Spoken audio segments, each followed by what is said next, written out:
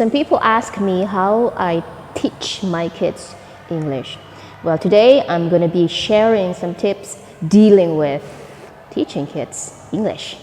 Number one, avoid translation while you're teaching your kids English as much as you can, unless you are teaching some words that are hard to explain in English. Yes, of course, you can do it.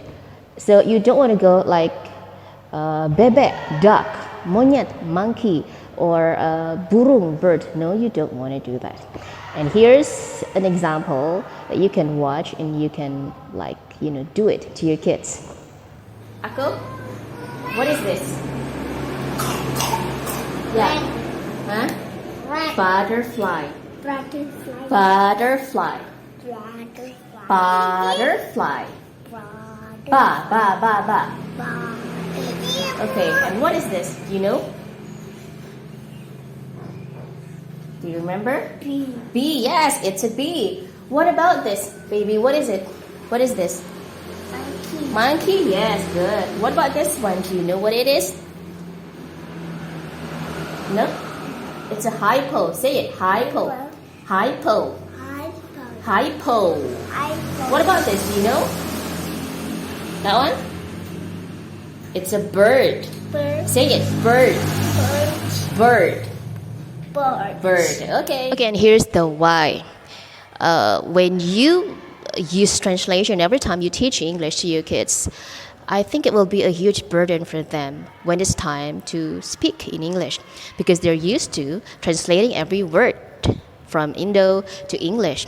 So let me give you an example. When someone who speaks English asks them or your kids this question, what is the name of this animal? What happens in their brains, he thinks in Indo first.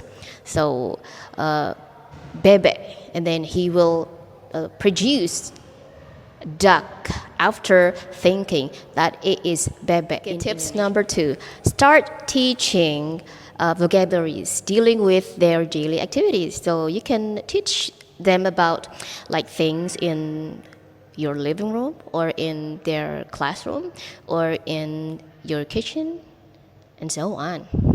Tips number 3, if your goal is to make them able to do a daily conversation in English, then don't bother much with grammar.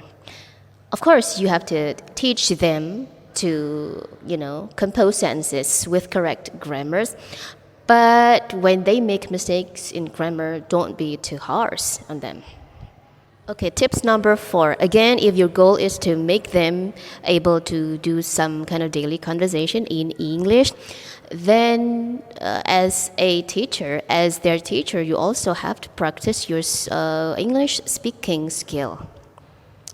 Every time, every hour, every free hour that you have, because that will help you and your kids to sound more natural, so that you won't feel awkward when you try to start a conversation in English with your kids. Okay, tips number 5. This is the last tips. I think a little push on your kids, especially when they are pre-teenagers. It's okay. That doesn't make us bad parents or something. I mean, we do it for their own sake. So when they start to feel discouraged or something like that, then you can tell them that, come on, let's do it. It's a good thing to do. Or you can also say to them, would you like to be grounded or something? Yeah, I mean, it's okay. Just a little push for them.